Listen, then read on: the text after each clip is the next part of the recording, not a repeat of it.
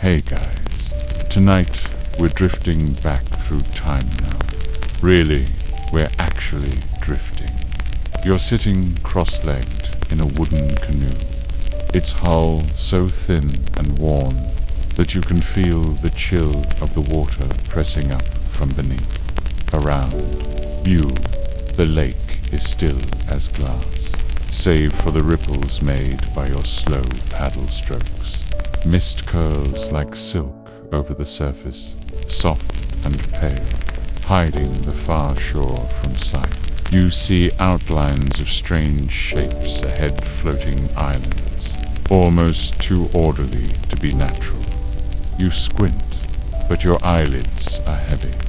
It's early, it's quiet, and somewhere out here, civilization is quietly blooming. This is Lake Texcoco, and it's not your average lakeside retreat. The water smells faintly briny, thanks to its high mineral content, and your canoe squeaks in protest as you steer toward one of the flat, rectangular masses floating oddly on the water. Except ... they're not really floating. Not like a raft. Dust and you, sleep-deprived traveler of time and mud, have just paddled into the heart of an ancient farming miracle, the Chinampa. Welcome to one of the greatest agricultural systems you've never heard of, and one you probably wouldn't survive if dropped here for real. Sorry, hope you brought a paddle and some mosquito netting dotting. So, before you get comfortable, take a moment to like the video and subscribe, but only if you genuinely enjoy what I do here. I mean, don't just tap buttons like a deranged chicken. And feel free to comment below where you're listening from, what time it is in your world. Now. Dim the lights, maybe turn on a fan for that soft background hum, and let's be into tonight's journey together. You trail your fingers in the lake. The water is cool but not cold, and it tastes a little off too salty, even though this is technically fresh water. The sun is just peeking over the mountains, outlining the distant temples of Tenochtitlan like shadows on a child's toy set. You yawn, letting your paddle drift. There's no one around, just the sound of distant birds and the slurp of water against soil. You coast toward one of the Chinampas, dragging your boat alongside. These rectangular plots, framed with reeds and mud, seem to float, but they're actually rooted to the lake bed below. The Aztecs weren't making rafts, we're engineering anchored plots using layers of mud, sediment, and lake bed plants to create solid, fertile platforms. You step carefully onto the spongy ground, and it holds you. The sensation is somewhere between standing on a trampoline and walking across memory foam. These gardens weren't haphazard. They were arranged like a watery chessboard. Narrow canals crisscrossed them so farmers could reach each one by canoe. It wasn't just practical, it was a kind of artistry. And at sunrise, it's kind of breathtaking, in a way that makes your shoulders relax and your stomach grumble at the rows of corn and beans. The smell of damp earth and crushed plants fills your nose. You pick up a clump of soil-thick black, rich like chocolate cake batter. It's a messy miracle. Without modern fertilizers, the Aztecs created a system that recycled nutrients constantly. It's like composting on expert mode. Some of the soil came from dredging the lake bed, which also deepened the canals and prevented flooding. That's deficiency you can respect. Even in your half-asleep state, you shuffle down the edge of the chinampa.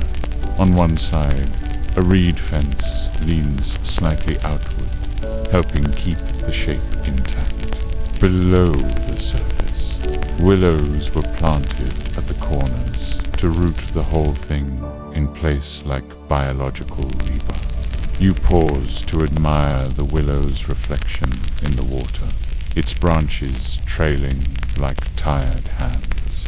The Aztecs called these trees arwotes, and they were as important as the mud itself. Their roots grabbed hold of the lake bed and held everything together, even during storms. Your willow tree's doing its job. Barely. It's probably tired, too.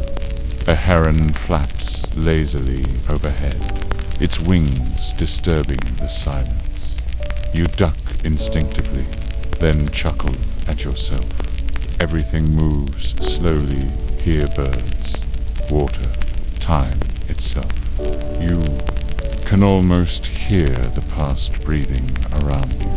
Historians still argue whether the chinampa system was an invention of the Aztecs, or whether they borrowed it from earlier cultures like the evidence suggests that while the Aztecs refined and expanded the technique, the basic principles were already in place long before they came to power. Either way, the innovation lies in scale and in sheer stubbornness, turning a marshy, salty, flood-prone lake into a farmland empire. Not exactly something you'd try on a lazy Sunday. You sit now at the edge of the garden, legs dangling into the canal. Somewhere under that murky water are fish, salamanders, and, legend has it, spirits who keep watch over the crops the air carries.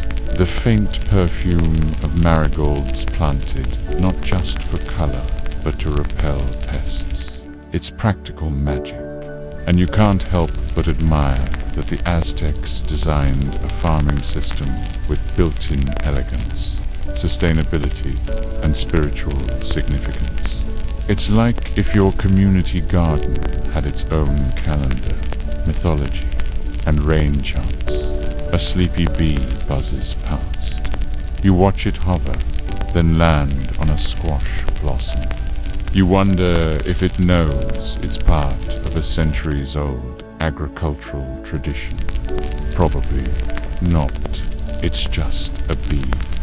But you're starting to feel the rhythm of this playster. Quiet work, the daily patience, the balance between nature and human will. And then it hits you. These floating gardens aren't floating at all. Derankered dreams, pinned down with mud and roots, and just enough faith to hold together. They're not defying nature. They're cooperating with it.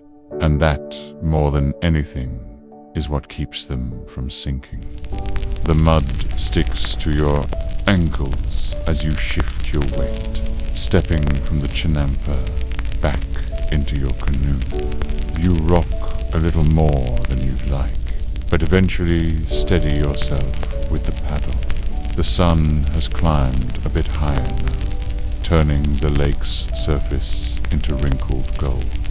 You're not far from the heart of Tenochtitlan, but out here, it's still quiet, still sleepy, still soggy.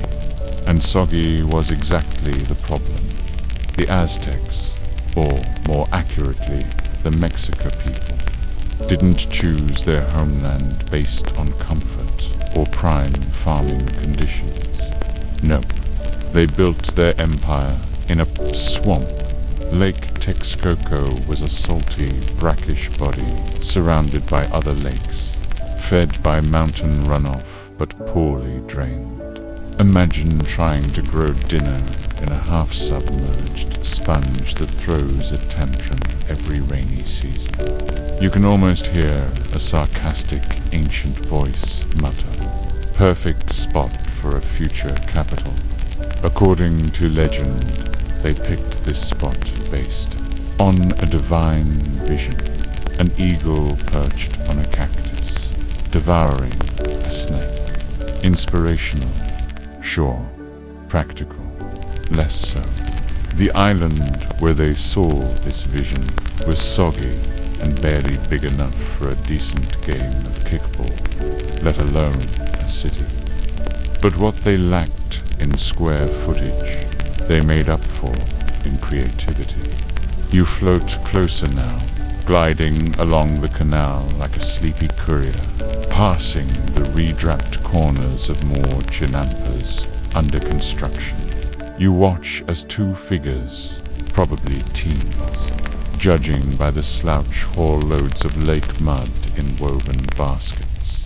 They're adding it to a raised platform, framed with sticks and reeds. The work is methodical, dull even. But that's the magic of it. Layer by layer, the swamp is being tamed, not drained, but shaped. Historians still argue whether the Mexica were forced into this area because stronger neighboring city-states, like Tlacopan and Texcoco, had already claimed the better land. It's a bit like arriving late to a dinner party and finding only the seat next to the cat litter box left. But instead of complaining, the Aztecs decided to turn that box into a palace, and it worked. Eventually, you float past an area where the lake opens wide, and the water turns from cloudy brown to a pale, glittering gray. It's almost beautiful, until you remember it's salty too. Salty for many crops. That's because Lake Texcoco had high salinity levels, particularly near the center. Fresh water came from the mountains, but without good drainage. The minerals built up like the world's most inconvenient seasoning. The Mexica tackled this in two ways. First, they built their chinampas around the edges of the lake, where freshwater streams diluted the salinity a bit. Second, they engineered an entire dike system seriously, a massive levee called the Alboradan de Nezahualcóyotl. It stretched for miles and was made of volcanic rock and stakes, separating fresh and brackish water like a giant aquatic filter. You picture yourself trying to manage something like that in your backyard. Good luck. There's debate, of course. Some scholars wonder whether the dike was truly effective or more of a symbolic gesture to the gods of water and order. Others point out that even today, satellite images show remnants of these strictosa, testament to their ambition, if not always their success. You coast by a wall of reeds and glance at your hands. They're stained with soil from earlier. Under your nails, Aztec engineering. Between your toes, centuries of stubbornness, and maybe one small fish. Don't wiggle. The ground here was a contradiction. Wet but dry, solid but delicate. Chinampas offered control over what seemed uncontrollable. You imagine being a farmer then tasked with growing crops to feed a city of tens of thousands with only lake muck and willpower. Yet somehow it worked. Cornfields rose from marshes. Beans clung to poles. Squash blossoms unfolded like golden by-suns on black soil. You pass a plot of sunflowers, now tall, vibrant, swaying in the breeze. Sunflowers weren't a staple crop, but they show up in ceremonial use and decoration. And it's nice to think that even in a system designed for survival, there was room for a little beauty. You drift under a low bridge made of bundled sticks. The underside is slick with algae. You duck your head, narrowly missing a dangling vine. On the other side, the lake narrows and the chinampas are closer together, more developed, more cared for. This is likely where more experienced farmers work. The rows of plants are straighter, the water is clearer. There's even a small hut on one plot made of adobe and red. You imagine the farmer resting inside, sipping cacao from a gourd cup and judging your paddling form. You scratch your neck, suddenly itchy. Might be the timidity, might be the realization that this entire system was built from what most people would avoid: swamp, salt, and sludge. But here you are, gliding through it like it's Venice. A soggier, more fragrant Venice docked at some point. You notice that the air smells sweet fermented maize. Maybe could be a drink, could be compost. Here, those things aren't so different. The idea of home in Tenochtitlan wasn't a clean split between city and farm. They overlapped. Urban life and agriculture flowed together, thanks in large part to Chinampa. Many residents had plots just a short paddle away. It's like commuting to your garden by kayak instead of car. Better for the environment, worse for your lower back. You lean your head back now, letting the sun warm your face. The breeze shifts and carries with it the sounds of morning life froth chants from the temples, the splash of paddles, the occasional grunt of a farmer stuck in the mud. You smile. It's oddly comforting. This world built on water and work. No tractors, no irrigation hoses, just mud, time, and enough stubbornness to scare a boulder. So you float on through a system not just designed for food, but for survival. The swamp was never conquered. It was courted, coaxed, and invited to dance. You paddle along a new canal now, narrower than the last, bordered by chinampas so neatly lined they look like puzzle pieces, except the pieces are made of dirt, twigs, and a little bit of hope. The water glistens, but you can see where the roots of a woot trees dip into it like lazy fingers, holding everything in place. You'd think with all the water around, these farms would float. But here's the thing, don't actually float. That's the great misunderstanding. Floating gardens sounds poetic, dreamy, almost too magical to question. But really, the gardens are more like anchored barges of soil. The Aztecs weren't setting crops adrift like picnic baskets on a lazy river.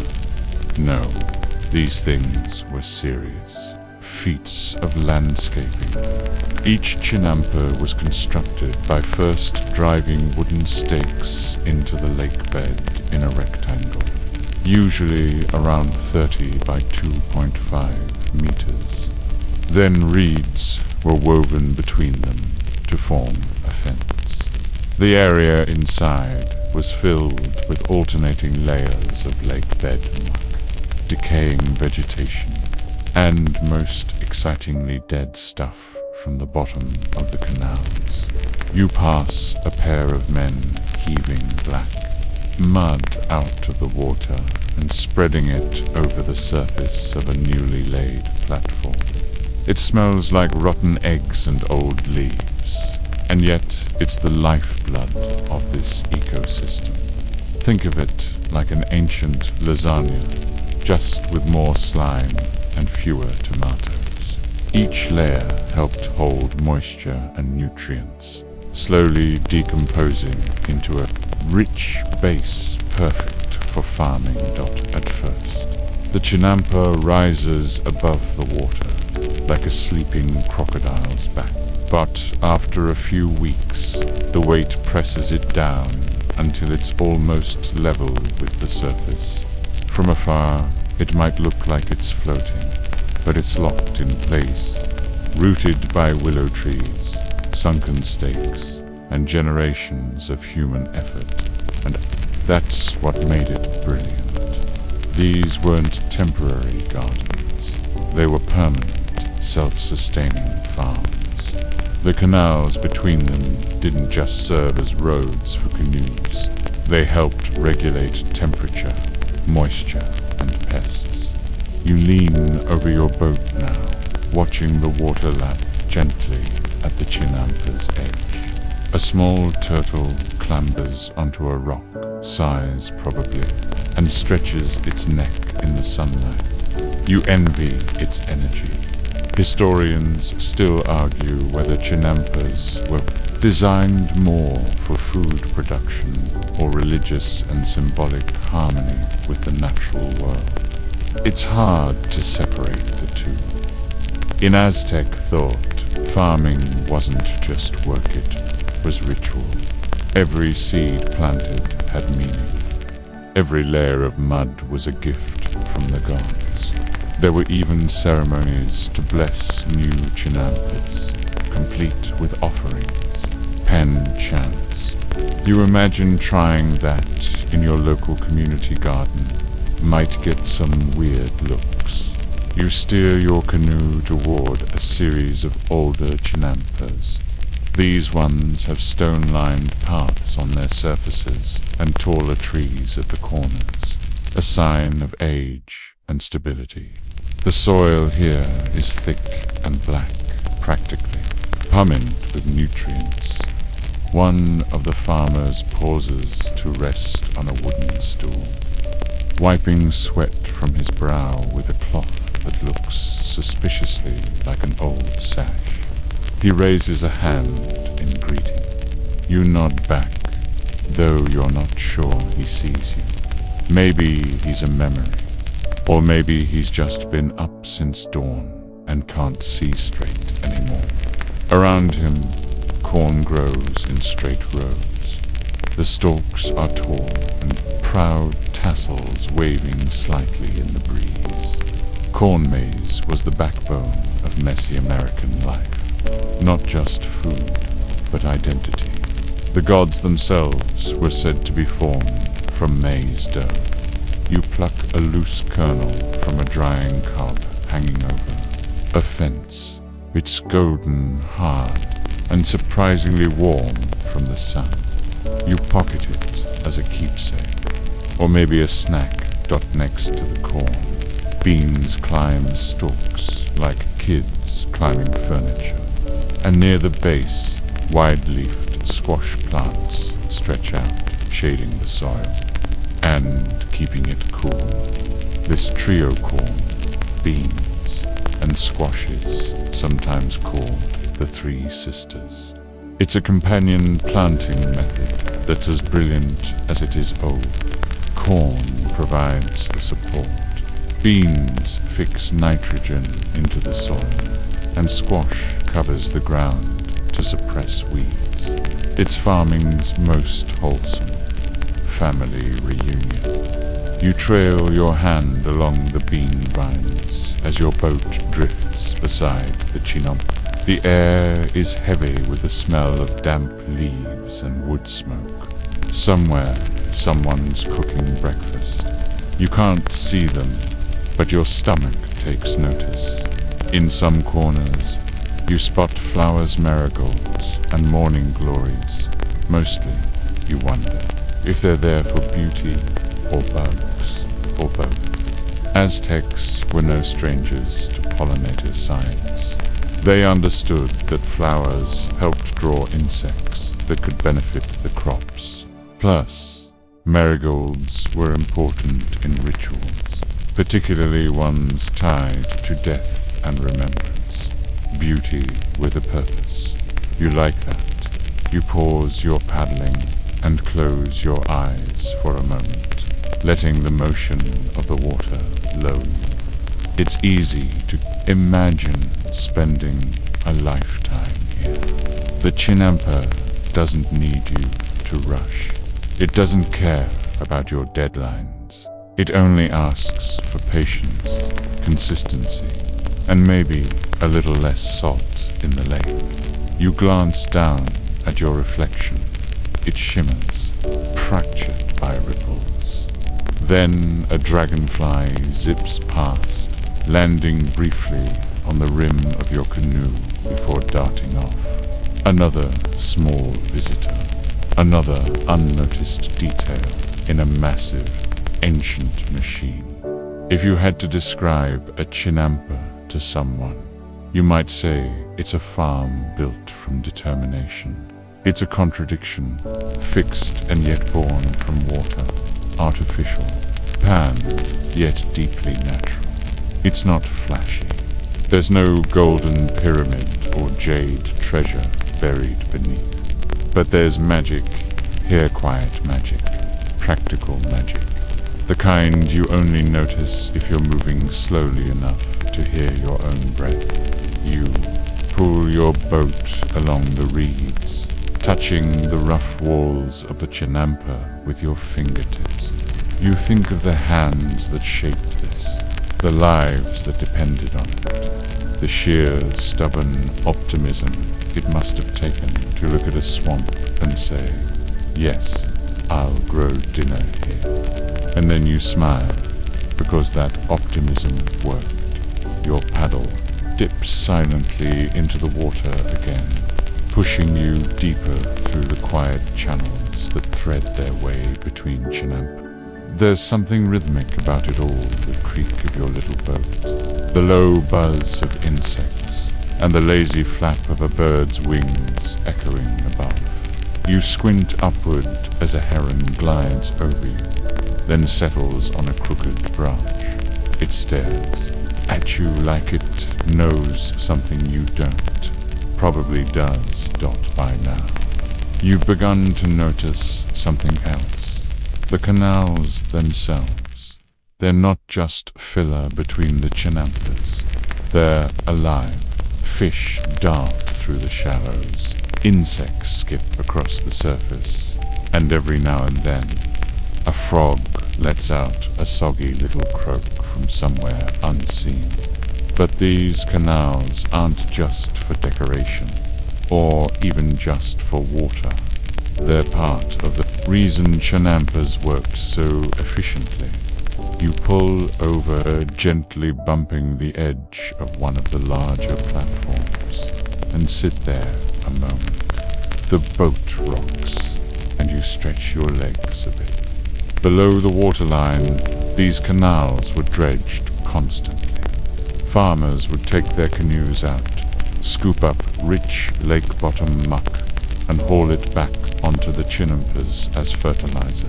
It's an elegant, low-tech cycle. What sinks feeds what grows. Historians still debate whether this process was more seasonal or ongoing, and whether it functioned like crop rotation. But no matter how it worked exactly, the results were undeniable. This system produced up to 7 harvests per year in ideal conditions. 7. That's more than most modern farms. And without a drop of synthetic fertilizer or a single piece. Diesel-powered machinery. The soil, sticky, dark, and rich, was constantly renewed by the canals. And the canals were kept deep and flowing by that same act of dredging. You watch as a man just ahead of you plunges a long wooden scoop into the murky water, pulling up sludge that drips like chocolate pudding and smells like old leaves and lake-bitten secrets. It's gross, and yet perfect. Your attention shifts to the birds again. Ducks, mostly teal, coots, the occasional heron. You remember reading somewhere that Aztec farmers often coexisted with these birds. Some species were hunted, of course, for feathers or food, but others were left alone because they kept insect populations in check. You chuckle at the idea of a duck as pest control. Less pesticides, more WADDLING.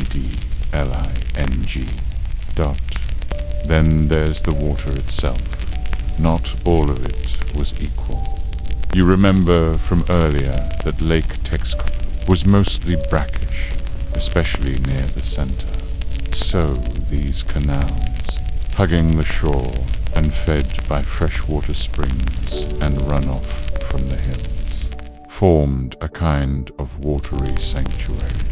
The Aztecs were masters of water control, using aqueducts, dams, and gates to redirect flow.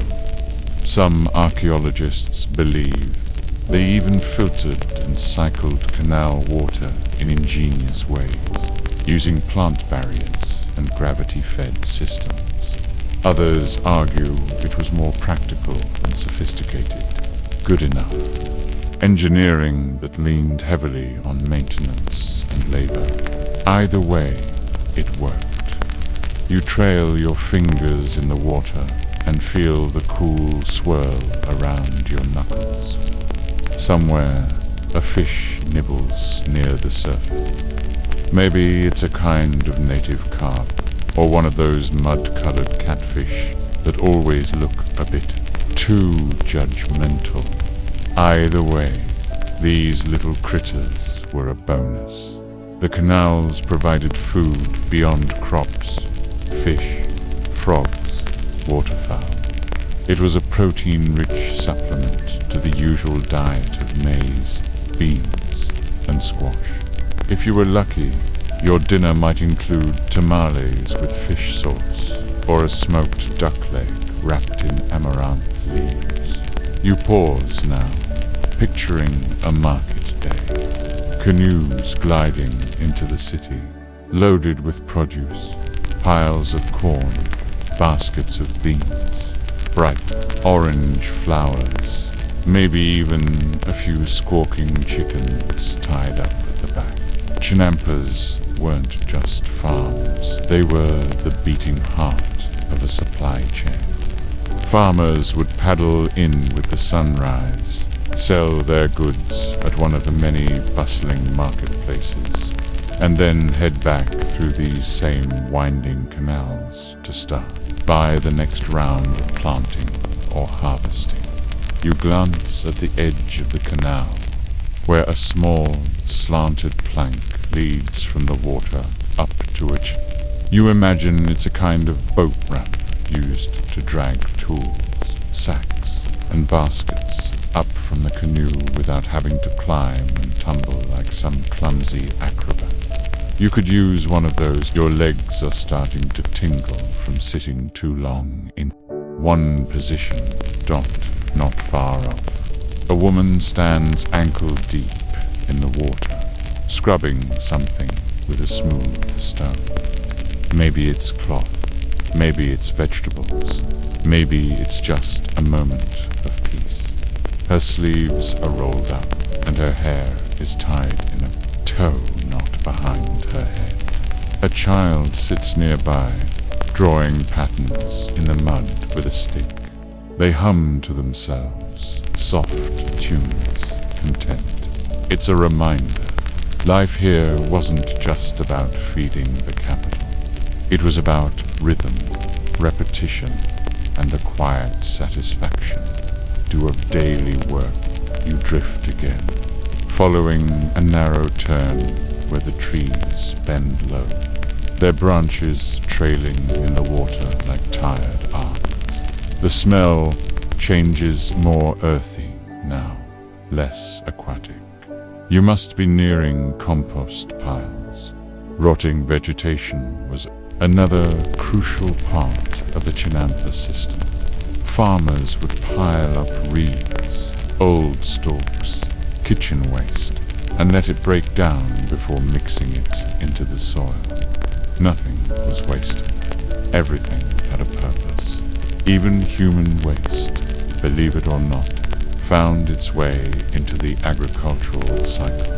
Certain public latrines were strategically placed so waste could be collected and used as fertilizer. It sounds awful today, but remember, this was a society that figured out how to grow year-round on a lake. You take a deep breath, mostly through your mouth, and paddle on dot up ahead. A tall post marks a junction where two canals split. It's painted with faint designs, maybe glyphs marking property boundaries or irrigation schedules. Historians still argue whether these painted posts were used widely or just ceremonial. Either way, it's a sign of how organized this all was. Each chinampa had an owner, each crop had a place, and each canal a name or a number. This wasn't random growth. It was managed chaos. You turn left at the fork, the boat nudging past a cluster of water lilies. Their pale pink blossoms float peacefully, pretending this entire agricultural marvel isn't built on top of ancient volcanic mud and persistent ingenuity. You try not to disturb them, and in return, they ignore your tired shoulders and your growing hunger. As you move on, you begin to realize this wasn't just a clever farm. It was a living organism. The soil, the water, the trees, the people, they all pulsed together like a single body, each one feeding and supporting the other. You let that thought settle. Then, with one slow stroke of your paddle, you drift deeper into this beautiful, stubborn, swamp-grown miracle. You're gliding now through narrower canals, where the shadows stretch long and the air hangs heavier, thick with the scent of algae, blossoms, and old wood. Overhead, branches knit together into a patchy canopy, letting streaks of sun flicker across your face. It's quiet here, like the chinampas are taking a midday nap. But there's a rhythm beneath the stillness. Heartbeat in the water. You coast past a small shrine nestled on the edge of a chinampa. It's little more than a stone slab under a willow, adorned with offerings, some flowers, a corn cob, maybe a few cacao beans. The Aztecs left gifts like these for Tlaloc, the rain god, and Chicumcotl, goddess of agriculture. Farming wasn't just practical, it was deeply spiritual. You didn't grow food alone. You grew it with the help of deities, ancestors, and the land itself. Historians still argue whether these small, scattered altars were personal or communal. Were they used only by families, or did the whole neighborhood gather to chant for rain? You picture both, a quiet prayer whispered by a lone farmer, and a rowdy festival with painted faces and drums thumping like thunder. You're not sure which feels more sacred. You float past another chinampa, where maize grows tall and rustles gently in the breeze. But this one's different. There's a strange, twisting plant among the stalks amaranth, deep purple with long, feathery plumes. It's not just pretty. This plant was once a staple in Aztec diets and rituals, full of protein, easy to grow, and versatile. Amaranth was often used to make ritual dough, figure-sadable icons offered to the gods, then eaten, which sounds a little odd, like spiritual gingerbread men. Still, It was sacred, practical, and delicious. A perfect Aztec combo further along. You spot chili peppers hanging in bunches, their skins glowing red and gold in the sun. They dangle like ornaments, and you think of tamales, again how they'd taste wrapped in corn husks, steamed with squash and beans, and just the right amount of heat. Your mouth waters a little. No judgment. Next to the peppers, you see something stranger. A squat, bushy plant you don't recognize. Turns out it's eposota, pungent herb, used both in cooking and medicine. The Aztecs believed it aided digestion, especially when you were eating a lot of beans, which they were, a lot. So this little herb was basically ancient Pepto-Bismol, with a side of flavor dot. The air here is alive with scent earth, spice, growing things. You pass a patch of blooming semposuco, Mexican marigolds bright as fire. Their smell is sharp, almost citrusy. These flowers weren't just for decoration. They were planted around chinampas to ward off insects, attract bees, and serve. In rituals of life and death, you picture a young farmer weaving a chain of them to lay at a family altar, the petals catching sunlight like little flames. You notice, too, how many plants are intercropped not in neat monoculture rows, but tangled like a planned mess, squash crawling under beans.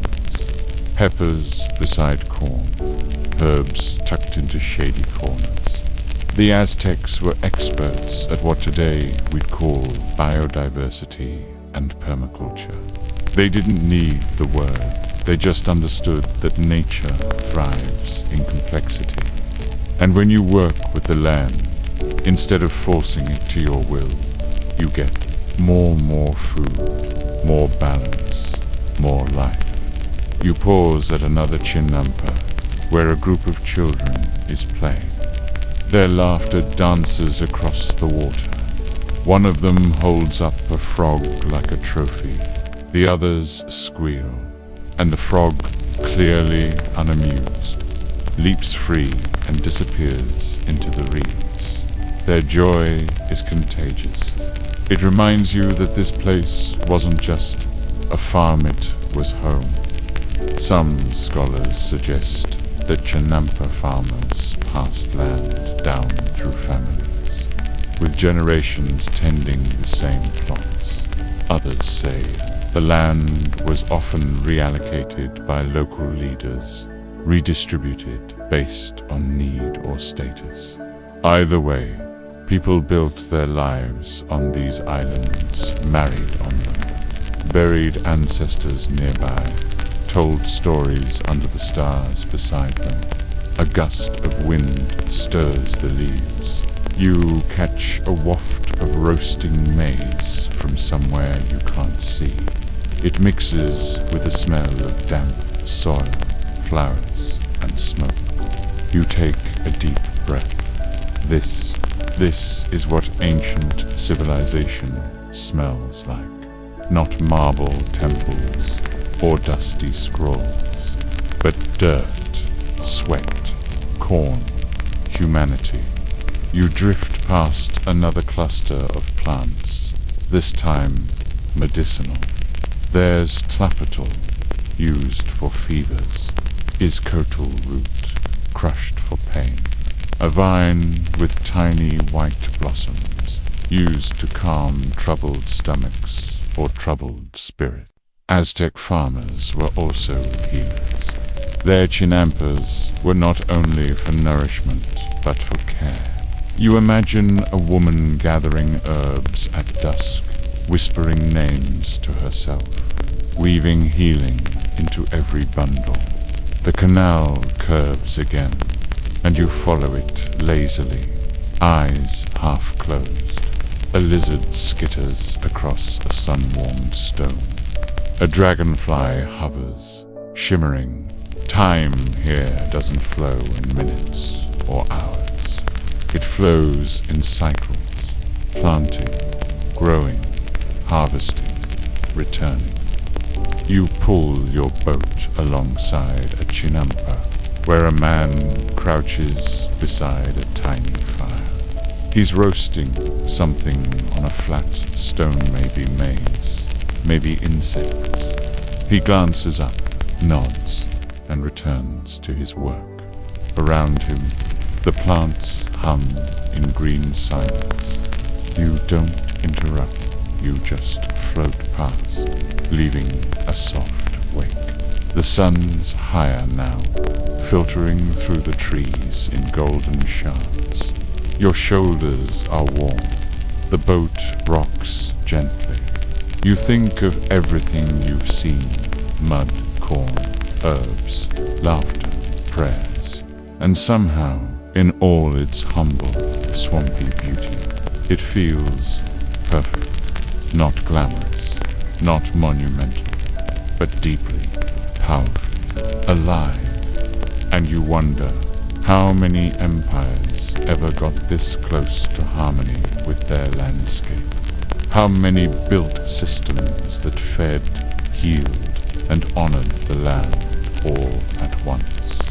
You rest your paddle across your lap and close your eyes for a moment. Just a moment. The water rocks you softly. The chinampas whisper their growing secrets, and you listen. The afternoon sun has settled into that lazy, golden angle that makes everything feel slower, softer. Your boat glides without much effort now, the canal narrowing again as trees thicken and the air grows cooler. It's not exactly silent, the buzz of insects, the distant clatter of tools, and the occasional call of a bird all weave together. But it's the kind of sound that sinks into your bones and makes your thoughts drift like leaves on water ahead. You spot something that doesn't quite match the earthy tones around you. A wall. Not a grand one, but sturdy stone and stucco, topped with moss and painted once in what might have been red or ochre. You blink. A boundary. A marker. Turns out this is where Chinampas meet city, the edge of Tenochtitlan itself. You didn't paddle far in miles, but centuries just slipped past your shoulder. This transition from countryside to city wasn't abrupt for the Aztecs. The Chinampa zones blended into urban life with grace. Some canals continued right into neighborhoods, threading past homes and temples. You could, in theory, paddle a canoe straight to a downtown market stall, hop off and grab some avocado before heading home. Basically, Aztec Instacart minus the tipping awkwardness. Tenochtitlan was, by all accounts, breathtaking. A city built on water, crisscrossed with canals, dotted with pyramids and palaces. The Spanish, upon arrival, compared it to Venice. But unlike Venice, it had floating farms, and probably fewer gondola songs. Historians still argue how integrated the Chinampa system was with the central markets. Some suggest Chinampa produce fed the capital exclusively. Others believe the city imported plenty of food from outside regions, too, like maize from dryland farms or cacao from tropical trade. Root. Still, there's no question that the nearby Chinampas played a vital role in feeding the teeming population. You imagine the scene. Early morning, hundreds of canoes lining up at the market docks, some loaded with corn or squash, others with chilies, tomatoes, herbs, or even flowers. The farmers unload with practiced ease, trading with vendors who know their names and which harvests came early that year. Maybe there's a little gossip who's growing the best peppers, who's planting too close to the canal banks, whose maize tastes suspiciously salty this season. Farming drama, 15th century style. You paddle on, but the waters here are busier, more boats. You have to duck once as a wide canoe full of reeds comes wobbling by. A boy at the front grins and calls out something cheerful, probably teasing you. For your slow pace, you wave back. He's gone before you can think of a witty response. Typical dot past the wall. You see the beginnings of neighborhood gardens, small plots near homes, growing herbs, squash and flowers. These weren't chinampas technically, but you realize that farming culture extended everywhere. Rich or poor, city or swamp, people grew things, whether to feed their family, to heal a wound, or just to bring color into a courtyard. You spot a woman watering a rooftop garden. Yes, a rooftop. It's built with woven mats filled with soil, and she's pouring water from a clay jar with the care of someone feeding a baby bird. Plants lean toward her like worshippers. You wonder if this pea is her escape, or her duty, or both. You glance back toward the canal's edge, where a school of tiny fish flits through sunbeams. Once again, the system reveals itself. Fish in canals, birds in trees, crops in fields, and people everywhere, working, resting, living. And the whole thing moves with purpose. It's not chaos, it's choreography. You remember hearing that chinampas weren't just for food. Many were flower farms, bright, sprawling patches of color that stretched toward the sun and perfumed the breeze. Marigolds, dahlias, even roses. Some were sold in markets. Others were offered in rituals, weddings, funerals. Flowers held meaning in Aztec society symbolism as rich as any spice. You pause at one chinampa that's clearly a flower farm. Long rows of golden blooms ripple in the breeze. A young woman tends them carefully, whispering something as she pinches dead leaves. You strain to hear, but catch only the rhythm of her voice, not the words. Still, it sounds like a lullaby, maybe, for the flowers, maybe for herself. There's a legend, still told today, that if you walk the canals at sunrise, you can hear the chinampas singing, not in words, but in sounds. Birds, wind, water, all blending into a kind of living hymn. You smile.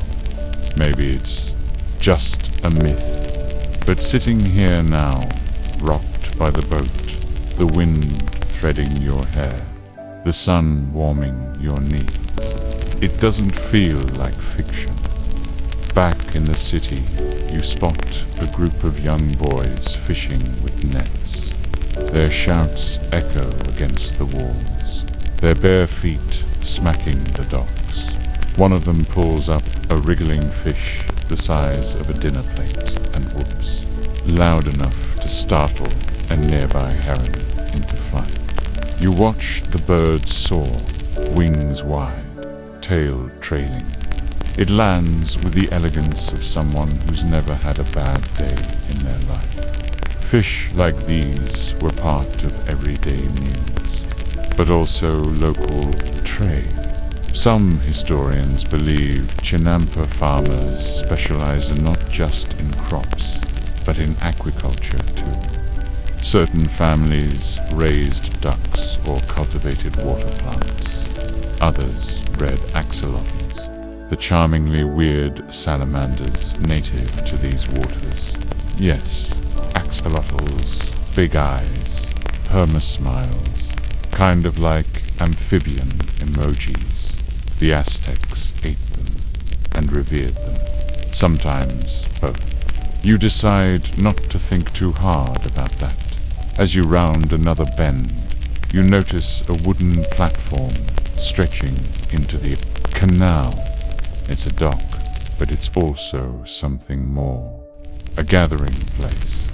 There are baskets piled high, people chatting, and someone roasting what smells like maize cakes over a small fire.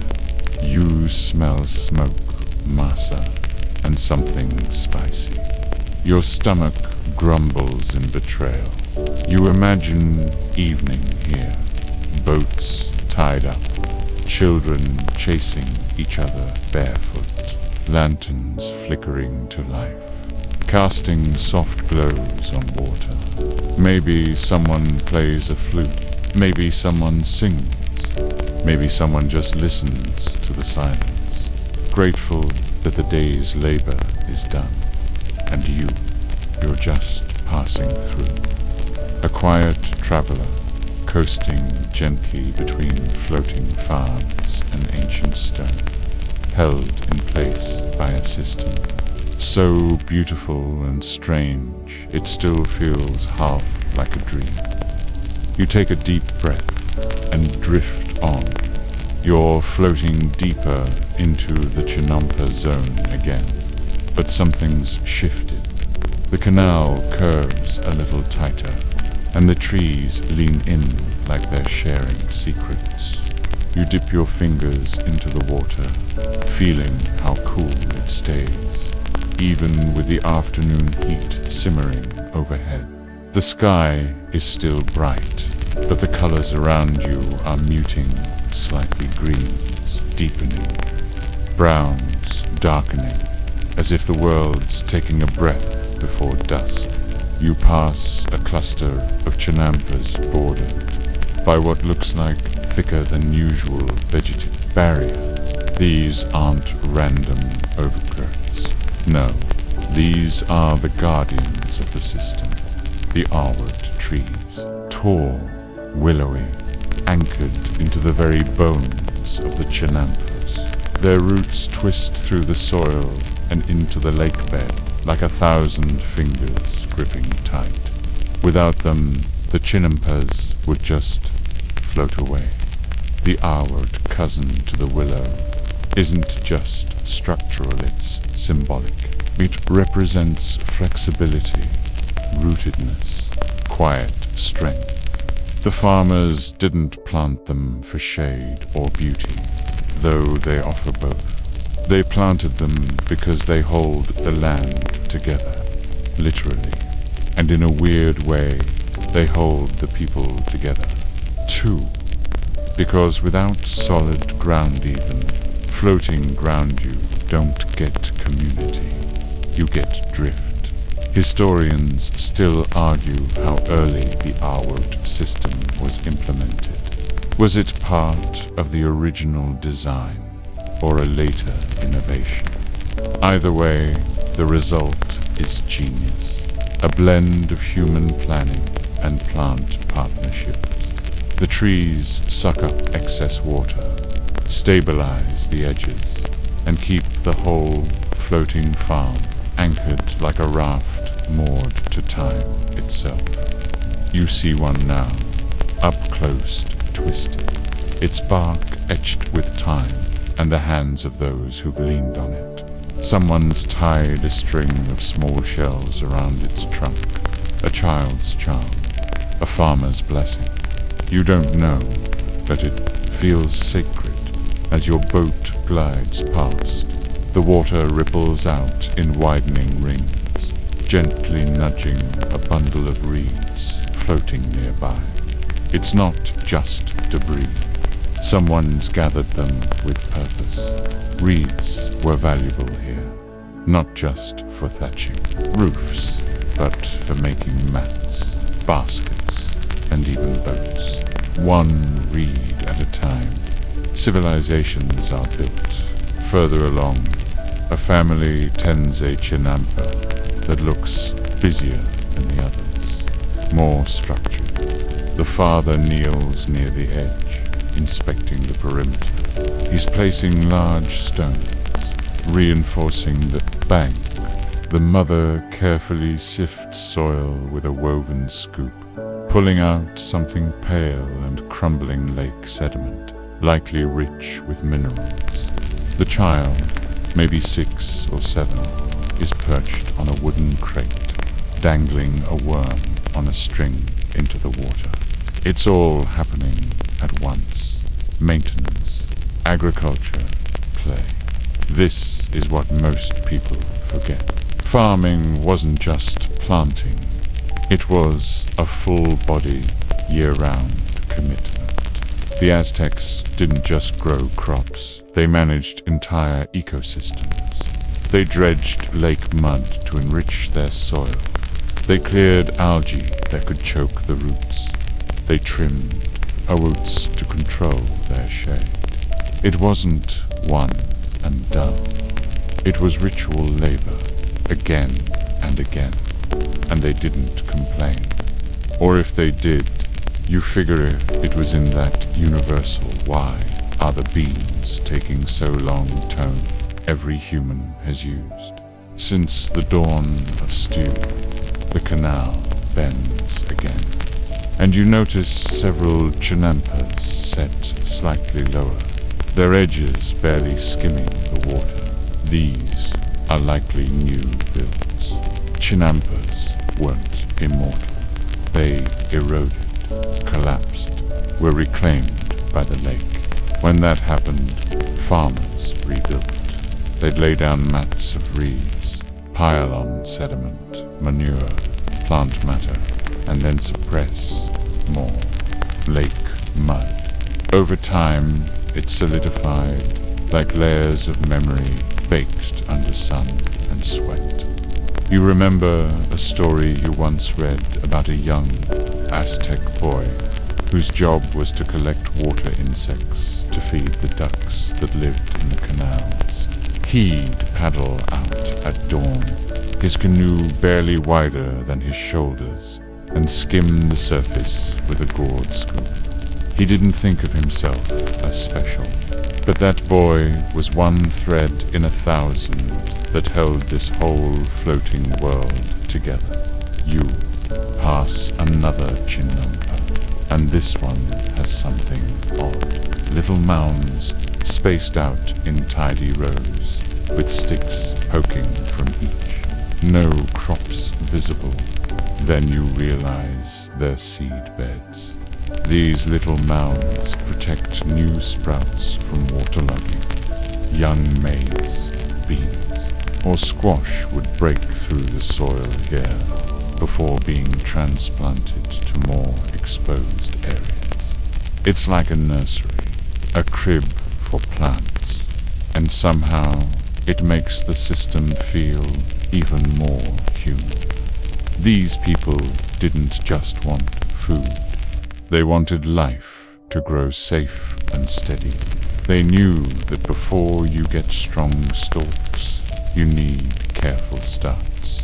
You notice an old paddle, wedged upright into the mud, worn smooth by years of work. Beside it, a clay cup turned upside down on a tree stump. The kind of forgotten object that doesn't feel forgotten. It feels placed, a pause in time. Like someone will be back any minute to drink, dig, and dream again. Above you, a heron glides, past, so close its wings skim the treetops. Its shadow ripples across the chinampa. You glance down and spot movement tiny fish darting through reeds. chased by something longer and sleeker. Maybe an eel. Maybe just a very confident stick. The ecosystem here is layered. Water creatures beneath, birds above, insects buzzing around the crops. Even the soil's alive with worms and beetles. And the people move through it all like a gardener, in a living painting. You reach a bend where the canal splits in two. For a moment, you're not sure which way to go. But then you see a cluster of bright red blossoms, trailing over the edge of a chinampa to the left. The flowers lean that way, like they're pointing. And really, who are you to argue with flowers? You turn the boat and follow.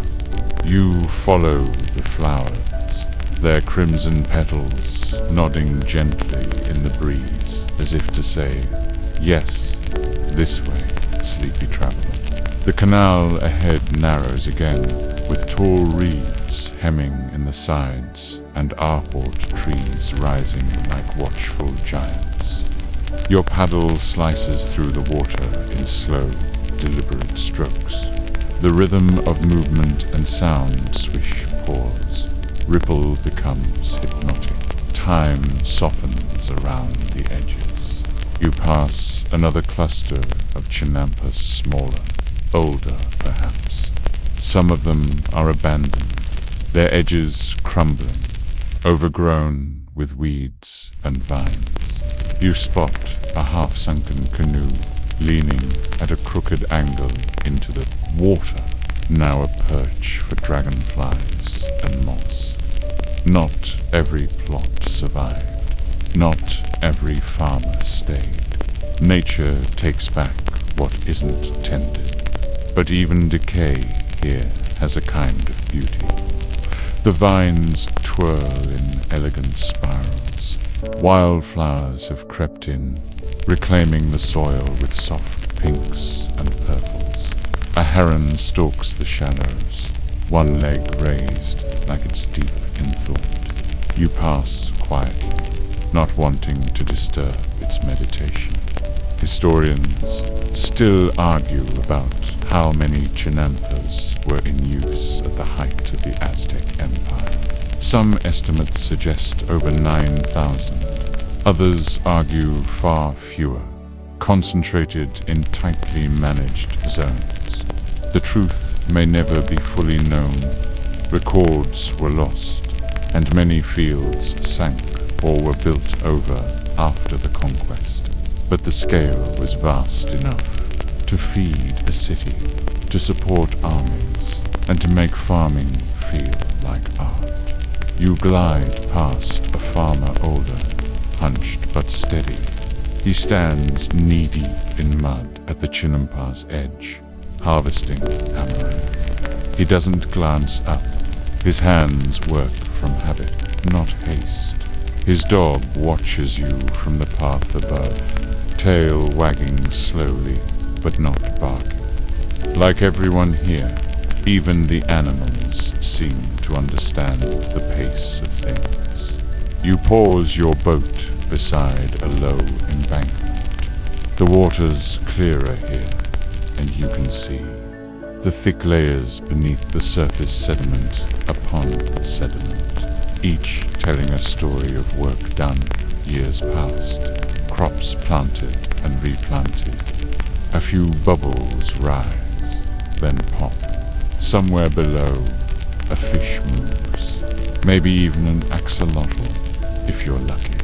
You watch, hoping to glimpse its wide eyes and perpetual little smile. But not today. Mystery wins this round. The way chinampas worked still feels like magic, even when you break it down into practical steps. First, farmers laid down stakes to mark the plot. Then came layers, reeds, branches, lake muck, compost, and more reeds. The base floated at first, a kind of raft, but over time it settled. firmed up, anchored by those Ahwot trees. Roots met water, water met sun, and something new was born. Every few seasons, more mud would be added, scraped from the lake with broad, flat tools, a rich, slimy offering of nutrients. This is how the soil stayed fertile now. Synthetic fertilizers, no modern plows, just lake sludge, patience, and a rhythm older than memory. You spot a canoe nearby with clay pots arranged in neat rows. Not for carrying water, these are seed vessels. Each holds different crops: maize, beans, squash, chilies. The three sisters, the Mesoamerican agricultural trinity, are here too. Planted together, they help each other thrive. Corn grows tall. Beans climb the stalks and fix nitrogen into the soil.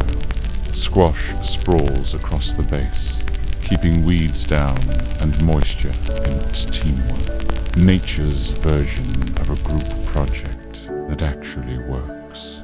You remember reading once that the Aztecs had no metal tools knot in the way we think of iron spades or bronze hoes. Their implements were made from wood, stone, obsidian, and yet look at what they built. This world of floating earth, trees, canals, and crops grafted with hands and stone blades makes your ergonomic shovel back home seem embarrassingly cushy. A breeze lifts, carrying the earthy scent of lake water and corn. It also stirs the air with something faintly sweet. Flowers again. You glance ahead and see them. Marigolds, dozens, maybe hundreds, in clusters along one of the janitors. These weren't grown for food. They were offerings, ritual blossoms, used in ceremonies, placed on altars, scattered over graves. Their orange-gold petals were thought to guide spirits, especially during the time of the dead. You float past quietly, feeling a hush settle around you. Even the birds seem to lower their voices here. The flowers sway gently, as if nodding in remembrance. You notice a carved stone tucked near the base of a tree, weathered, smooth at the corners, but you can make out something etched faintly into it. Its symbols, maybe a name, a marker, a memory, a boundary. You don't know, but you respect it. Drifting on without touching dot further down, you come across a small platform built out over the water. Two women sit cross-legged on woven mats, sorting dried herbs into bundles.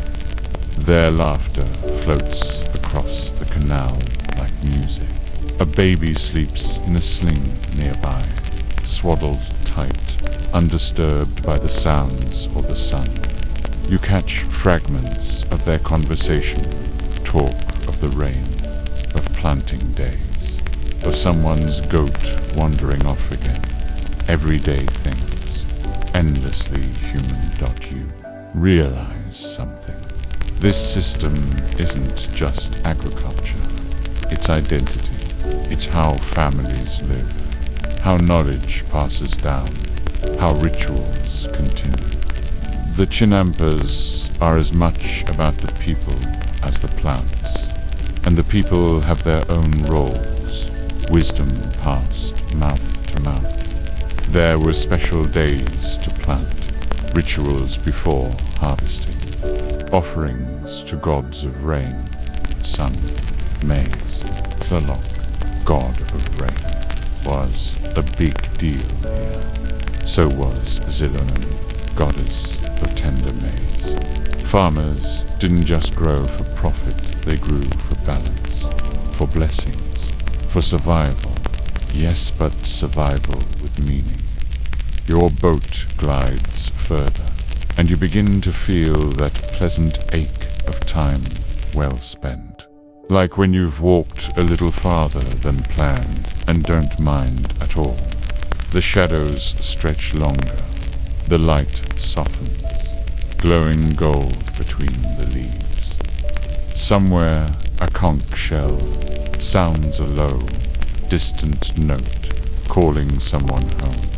Or maybe just echoing across water because it likes how it sounds. And you lean back slightly in your boat, exhale slowly, and let the lake carry you forward. The chinampas on either side watch quietly, green and generous, floating but strong, still here, still growing. The air shifts as evening creeps closer. Not darkness yet, just that golden hush before it. The kind of light that makes shadows stretch like lazy cats and glints off the water in flickering patches, as if the lake itself is trying to whisper something. You paddle onward, slower now, your arms moving more out of rhythm than purpose. The canal opens wider, revealing a broader spread of chinampas, like you've entered a plaza of floating fields. And here you spot something different. A gathering, maybe half a dozen people clustered near the edge of a wide chinampa. A man stands beside a fire pit, turning something in a clay pan that sizzles when it hits the surface. A woman grinds maize on a metate, her body rocking gently. With the motion, her child clinging to her skirt with one hand and waving a stick in the other. The scent of roasting corn wafts through the air, earthy and warm. You recognize it now, a communal cooking space. Chinampa life wasn't solitary, it was deeply social. Families often shared tools, traded crops, and most importantly, shared meals. And this wasn't just food, it was ceremony. Every bite bound people to land, to season, to each other. You float by quietly, catching a glimpse of the komau, flat and dark from use, smoke curling into the tree branches overhead. Someone offers you a nod, slow and wordless, like they know. You won't stay, but they see you all the same. Historians still argue whether these gatherings were formal feasts or spontaneous breaks from the field. Some say there were rules assigned roles, calendrical schedules. Others believe it was simply what made sense. Share what you have. Eat while it's hot. Talk while the fire's glowing. You pass a smaller chinampa nearby and notice something curious. Raised stone pathways dividing the field into neat square plots. These aren't random. They're milpa planting beds. The Aztecs, like many Mesoamerican peoples, knew how to work with cycles. Crops were rotated season by season to prevent soil exhaustion. Maize one year, beans the next. Sometimes a rest year. Nothing was taken without something given. There's an eerie kind of intelligence to it all, isn't there?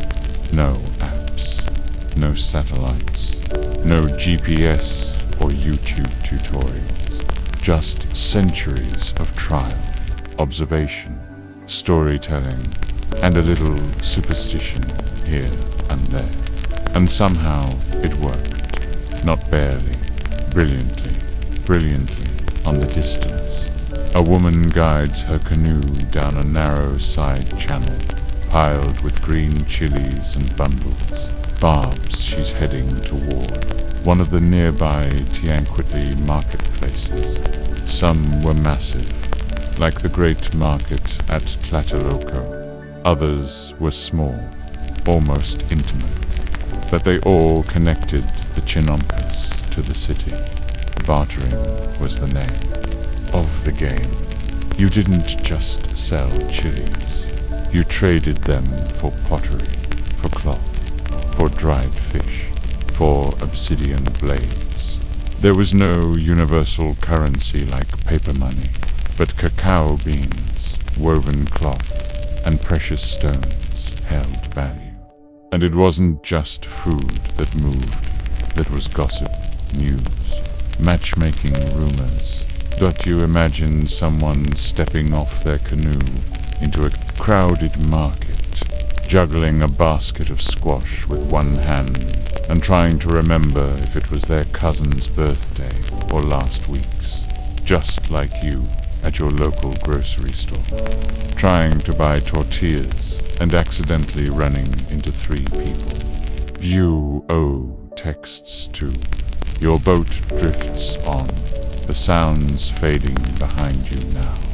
You pass under a natural archway where 2 awoke trees have leaned toward each other over the years, their branches brushing overhead like lovers meeting in secret. On either side, you spot something ... surprising. BEEHIVES. Floating farms even had bees. The Aztecs practiced apiculture often with stingless bees like malip.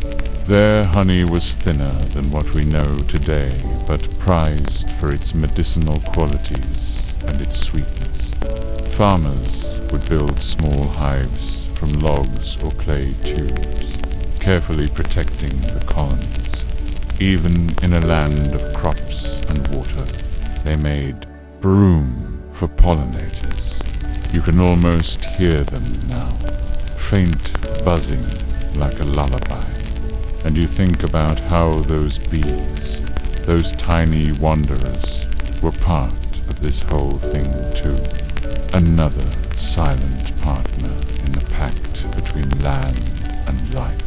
Another bend, and your boat slows as you approach one of the older sections closer to the lake's edge, where sediment thickens and the water runs sluggish.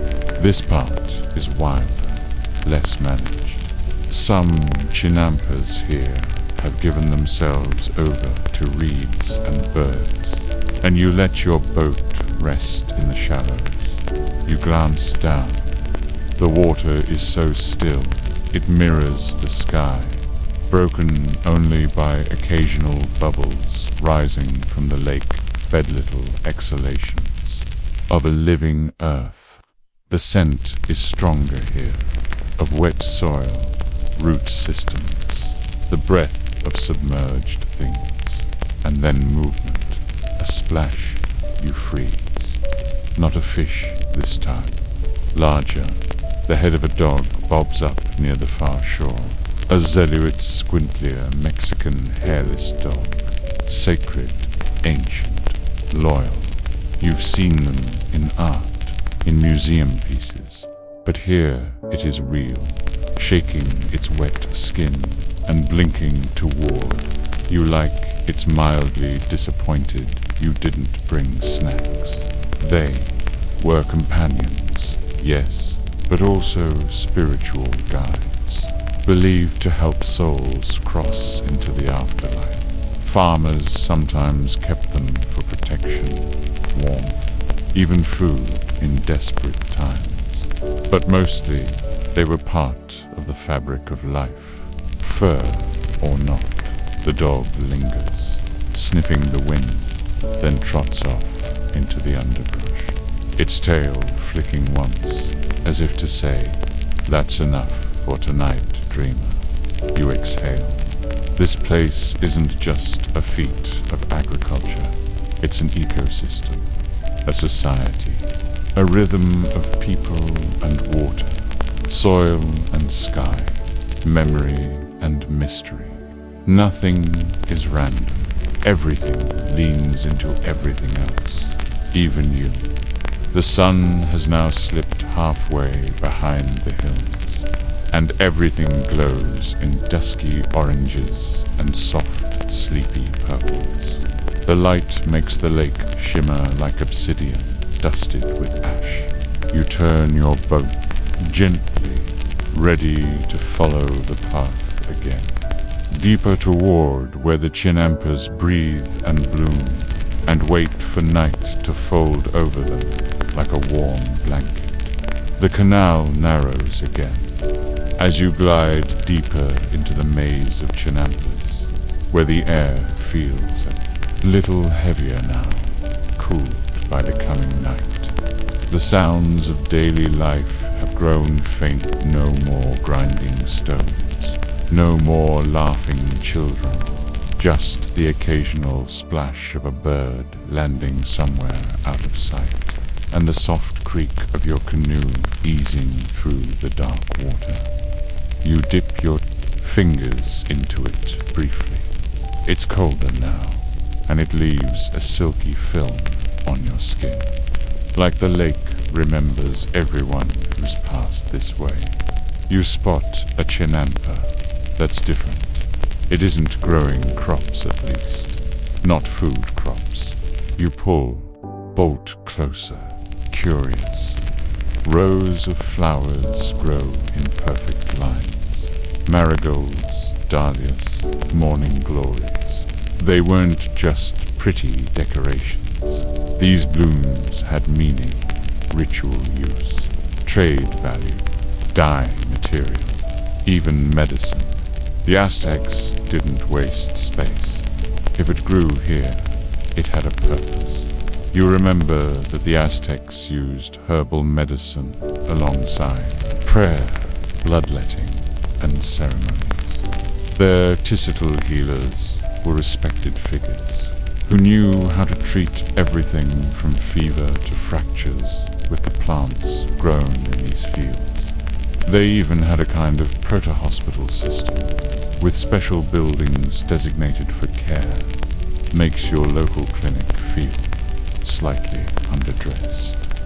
A nearby ahoot tree leans heavily toward the water, its roots reaching downward in long, tangled ribbons. You think again of how critical these trees were. Not just anchors, but living support systems. Their roots kept the floating gardens from drifting. They prevented erosion. They created wind, and some even say their shade helped regulate the moisture levels in the soil, keeping everything just balanced enough.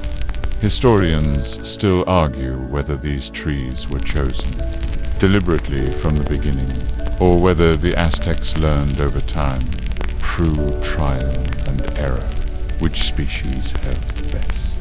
Either way, it worked, and the trees became as much a part of the farm as the farmer. You spot something small ahead and other boat, unmanned. It's tethered loosely to a post, bobbing gently with the current. Inside, you see bundles of reeds, stacked neatly alongside, per a wide, flat paddle and a clay jug sealed with a cloth. Someone's tool boat, a worker's shadow. It's not eerie, exactly, just still. You let your boat drift past without touching it, like skimming past someone else's diary left open on pay table. You think about how labor was organized here. Not every farmer worked alone. In the height of the Aztec Empire, land ownership was complex. Some chinampas were family-owned, passed down through generations. Others were managed communally, like groups that organized labor, shared tools, even divvied up land access, depending on need and status. Some plots belonged to temples or noble families. and tribute crops were required. It wasn't feudalism exactly, but it wasn't modern capitalism either. It was its own thing, a tangled web of social contracts, rituals, obligations, and unspoken understandings. You farmed, but you also performed ceremonies, paid dues, trained your children, and maybe if you were lucky saved enough surplus to trade for that embroidered cloak your cousin wouldn't stop bragging about. A soft breeze ripples the water. You look up. The stars are beginning to appear now, one by one, shy and pale. The air smells of damp earth and crushed mint, and you realize someone nearby has been harvesting herbs. You paddle onward, tracing a gentle arc along the edge of a chinampa with low stone walls, neatly stacked like teeth. The stones weren't original to the lake, you recall. They were hauled in from other areas of volcanic rock, obsidian shards, and lighter materials like tizonte. They helped define the borders of each plot and kept the soil from washing away. Smart, stable, and frankly, a lot more effort than you'd want to put into your backyard tomato patch. You reach a canal junction where several paths diverge. A tall reed marker stands at the center, bound with twine and feathers. A guide without GPS. Farmers and traders needed these subtle markers to find their way through the floating landscape. This wasn't some quaint cottage garden setup. It was a living, breathing grid waterways instead of streets, boats instead of carts. And it wasn't easy to manage. During rainy seasons, water levels rose dramatically. Paths flooded, plots sank. Farmers had to reinforce the banks constantly, shoring up the edges with fresh mud and woven red mats. Sometimes entire sections had to be rebuilt after a particularly frosty storm. It was labor-intensive, relentless, but somehow, generation after generation, they kept doing it. You stopped rowing, letting your boat rest at the center of the junction. The stars are brighter now, and a crescent moon has appeared. Reflected in the water with such precision, it looks like you could scoop it up in your hands. You don't try, too poetic even for you. A frog croaks somewhere off to the side. Another answers, a quiet chorus build. Insects, birds, distant splashes. Nature doesn't sleep, not really. It just softens, like a great exhale after a long day. And you wonder, how did the people sleep here? On platforms above their fields, in huts tucked along the shore, maybe in woven hammocks that rocked with the motion of the water. You picture a farmer dozing, off with dirt still under their nails, dreams filled with maize that grew too tall, or a harvest festival that needed more tamales. You also think about danger. Crocodiles were once native to parts of the region.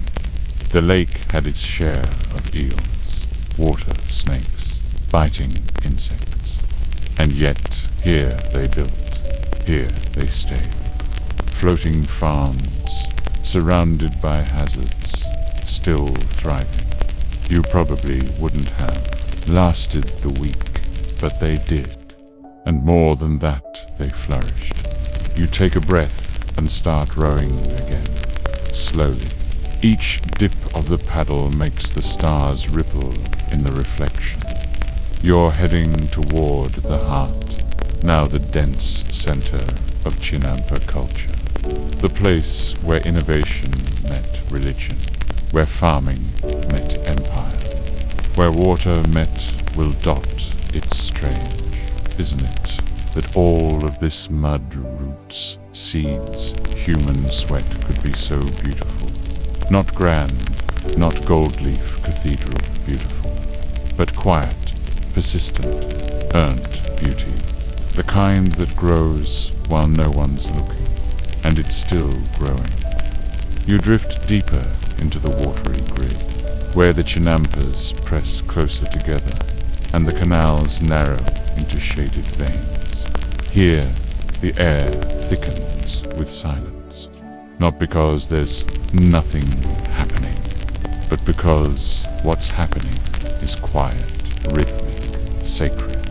You can feel it in your bones, like the lake has slowed your heartbeat to match its own. You float past a narrow wooden bridge, no railings, just two long planks tied together and resting on the banks of two Chinampas. It sways slightly, like it remembers every foot that's crossed it. On the far side, a small figure appears, crouching at the edge of a field. You squint, careful not to make noise. It's a boy maybe, tend carefully pulling weeds from between young maize plants. His movements are patient, practiced. He drops each weed into a woven basket without looking up. This isn't punishment, it's routine. He's learning, just like his father did, and his father before him. You get the feeling that he doesn't even think of it as farming. It's just life. Children grew up in this system. It wasn't schoolbook theory. It was sunup to sundown observation, repetition, responsibility. By the time they could walk without falling over, they were scattering seeds, guiding chickens, ferrying water, and somehow they still found time to play leaping between plots, racing canoes, sneaking bits of sweet cactus fruit when no one was looking. Historians still argue whether education on the Chinampas was formalized. Was there a fixed curriculum? Or did it flow through oral tradition, story by story, seed by seed? Most agree it was a little of both. Rote tasks, yes, but layered with legends, taboos, and small rituals that made the mundane feel ... meaningful. You round a turn and see an older man sitting on a stone near the canal edge, a string of fish dangling in the water beside him. He's not fishing, just keeping them fresh until he takes them home. He's chewing on a piece of sugar cane, spitting the fiber out lazily into the reeds. The look on his face says it all. It's been a long day, but a good one. You imagine how many such days he's had. This system wasn't just clever, it was consistent, and that's the thing that sticks with you. The stability, year after year, century after century, through floods, through conquests, through droughts and dynasties. The Chinampas produced when the highlands went dry or the markets got stingy. The floating farms kept feeding people. Even today, they still exist. Some farmers in Exokimilco and other areas continue using modified Chinampa methods. Not because it's trendy, but because it works. The ancient model is surprisingly sustainable, even under modern pressure ahead. You spot something new, stone marker half submerged, etched with a pattern of spirals and maize stalks. Not writing exactly, but symbols. It might be a boundary, marker, or maybe a memory stone left by a family that no longer farms here. You reach out and brush its surface as you pass. It's slick with moss, but warm from the sun that lingers. And then you see them.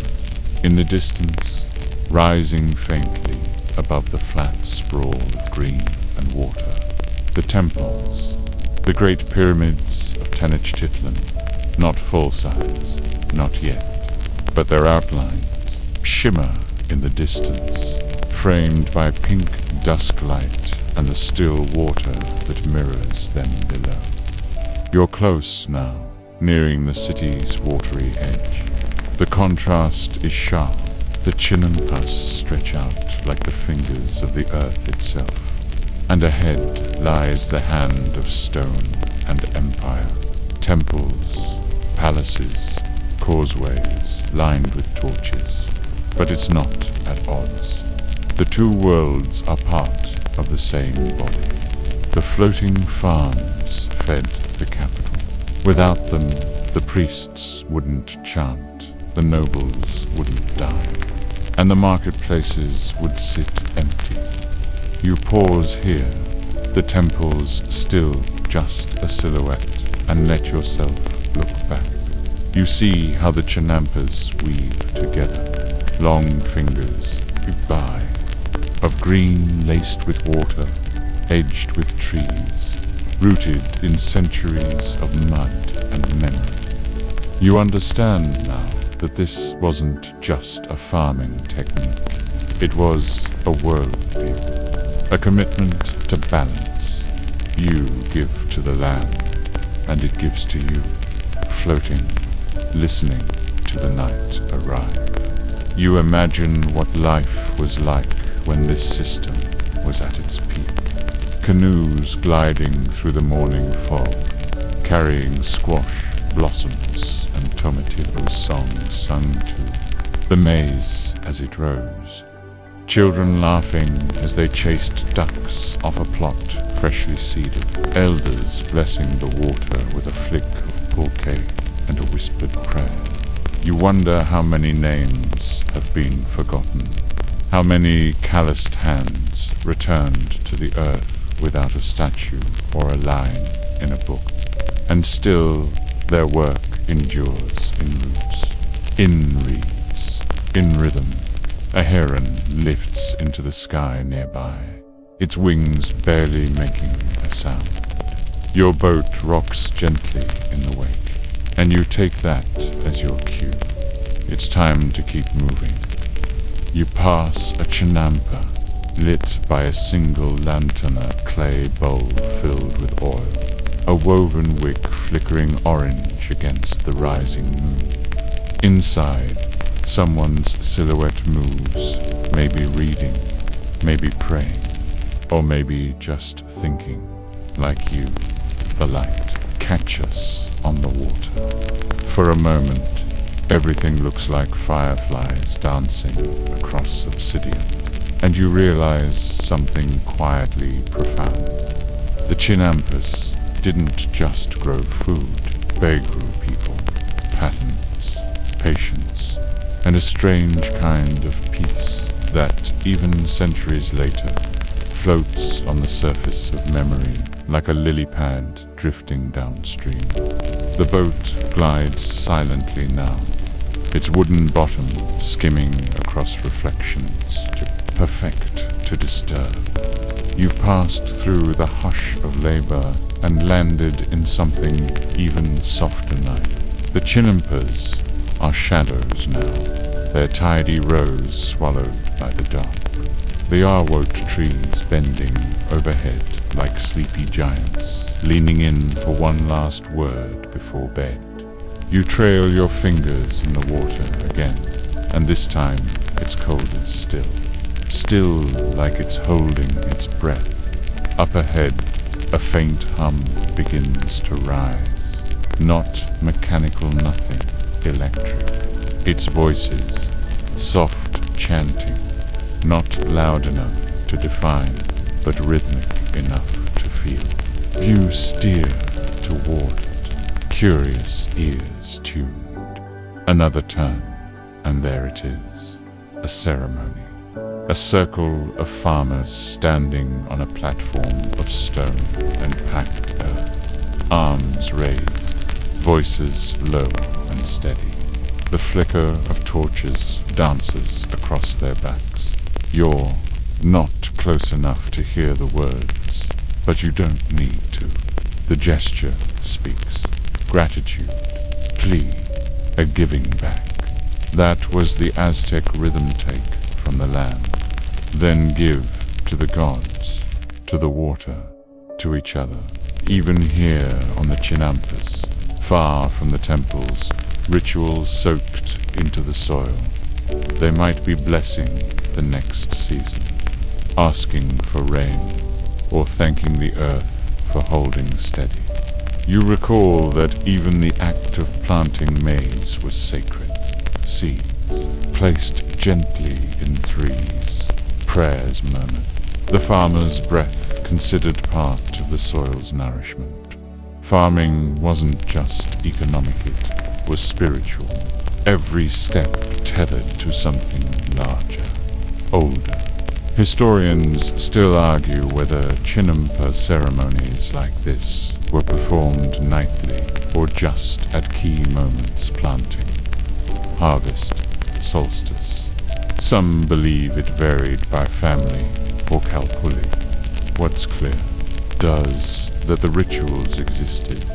The land wasn't just worked, it was honored. You pause a distance away, watching. The firelight softens the scene, and you're struck by how timeless it feels. Change the language, the names, the feathers in the heron. This could be any culture, giving thanks to the land that feeds them. It's primal, universal, eventually the circle breaks. And the farmers disperse, some by canoe, some on foot across narrow land bridges. You let your boat drift again, not wanting to intrude. You watch as one man kneels at the edge of his chinampa, dips a hand into the canal, and flicks water across the plot 3 times. A private goodbye, a promise to return, and just like that, the water closes back around him, smooth and silent. Your thoughts wander now to what it must have been like in the heart of the growing season, when everything was alive. The canals busy, voices shouting greetings, boats ferrying loads of fresh produce, traders arriving from distant town. You picture it in color: orange marigolds, green maize, deep purple amaranth, bundles of herbs hanging from tree limbs like fragrant laundry. Even leisure found its way here. On rest days, some families picnicked on their chinampas. Children swam. In the shallows, lovers carved hearts into the bark of awoke trees.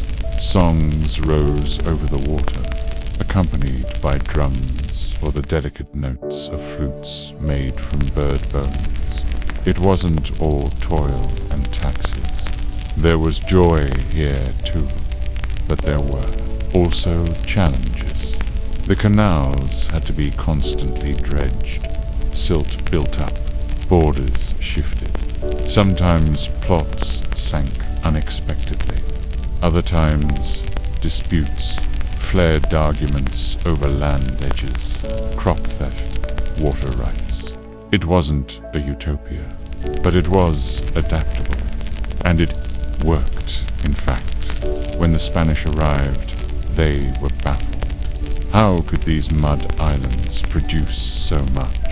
Pedro de Alvarado, one of Cortes' captains, wrote with stunned admiration, and probably a little jealousy, about how the Chinampas grew food year-round. No fallow seasons, no soil exhaustion. Just harvest after harvest, like the land itself had struck a deal with the gods. You round another bend and pass a field where maize still stands tall under the starlight. The stalks sway gently in the night breeze, their leaves whispering secrets you'll never understand. And maybe that's okay. Not everything was meant to be translated. Near the edge of the plot, you notice an odd shape. A small scarecrow woven from reeds and dressed in bits of old cloth. One arm is missing. Its head is a hollow gourd with holes for eyes. It's charming in a way more symbolic than functional.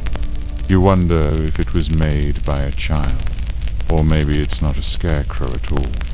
Maybe it's an offering, a joke, a story waiting to be told. Because that's the thing with Chinampas. They weren't just engineered, they were storied. Every plot held not just food, but memory. This one used to belong to an elder who told stories to anyone who'd listen. That one was planted with flowers for a daughter's wedding. Another rebuilt from scratch after a canal breach washed everything away. And still, they plant it again. You think of your own backyard, probably a patch of lawn or cement or apartment, balcony, and you wonder what would it feel like to grow something that mattered. Not just tomatoes in a pot, but food for your people. Something tied to rhythm, to ritual, to place. A splash jolts you gently from your thoughts. A duck, startled by your drifting boat. It flaps once, then disappears into the dark. You chuckle under your breath.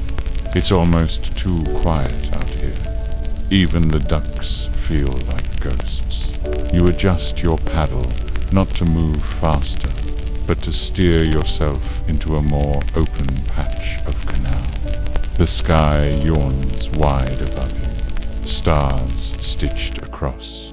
It like maize kernels in a row. And there, finally, the outline of the city looms clearer. Tenochtitlan, the great stone heart of the empire. But even now, you don't rush, because the Chinampas have changed you, slowed you, rooted you.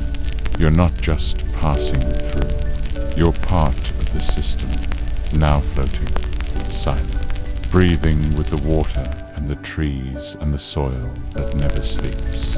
You approach the watery edge of Tenochtitlan now, where the last of the Chinampas give way to causeways and clustered stone. It doesn't happen all at once. First, the trees thin. Then the plots grow smaller, more manicured flowers instead of crops, ornamental artwork trimmed into careful spirals. And then, gradually, the water narrows into clean, straight canals, flanked by carved stone walkways. You've arrived not at a border, but a blending. Tenochtitlan wasn't separate from the Chinampas, it was entwined. The floating gardens fed the city, but the city also protected and directed them. You pull alongside a polished dock, barely wide enough for 2 boats. Smooth stone steps lead up, lit by a line of torch bowls that flicker quietly in the night. You step onto solid ground and feel it immediately. The shift from soft earth to weighty civilization. Around you, tall buildings rise not skyscrapers, but palaces, storehouses, temples. The architecture is precise, symmetrical, and somehow both grand and quiet. This is no chaotic marketplace. This is the calm order of an empire that knew how to design.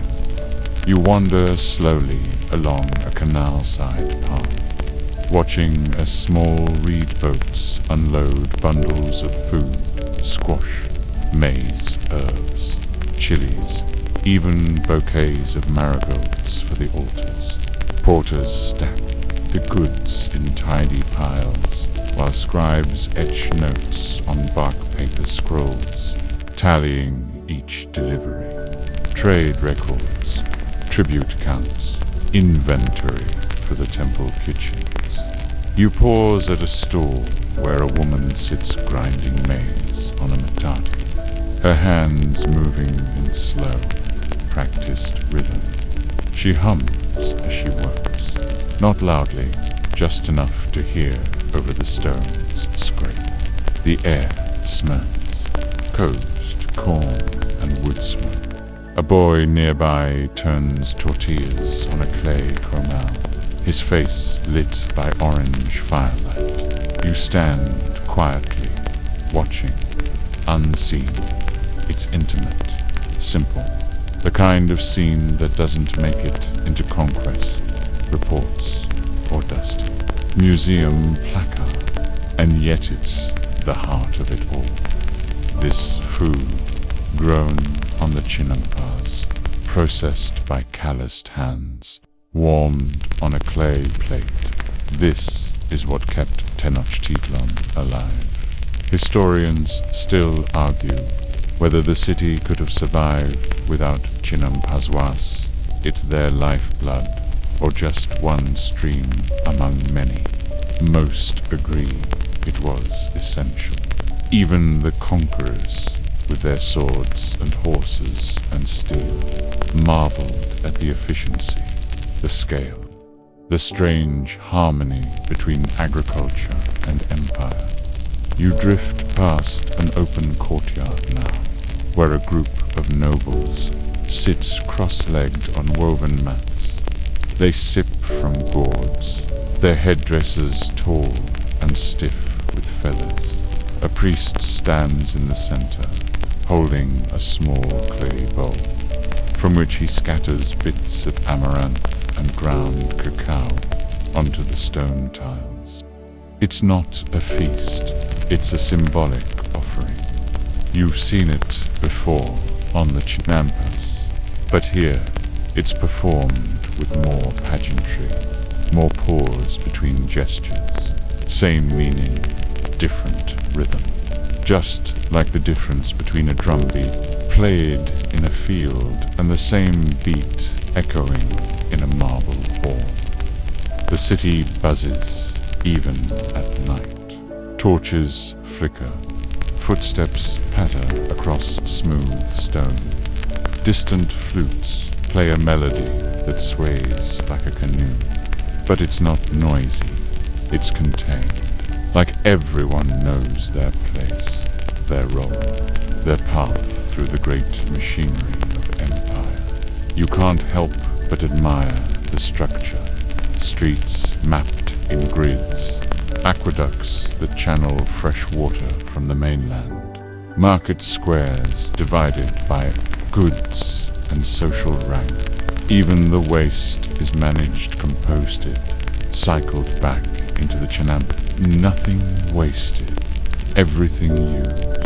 A gentle rain begins to fall, barely more than a mist.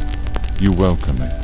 The air grows cooler, and the wet stone glistens under the torchlight. You take shelter beneath a wide awning, where a bundle of flowers is, tied to the post offerings for Tlaloc, the rain god. Blue petals for water, yellow for maize, red for blood, balance in all things. Nearby, a woman pours pulque fermented agave into small ceramic cups. You don't drink, but you take in the smell.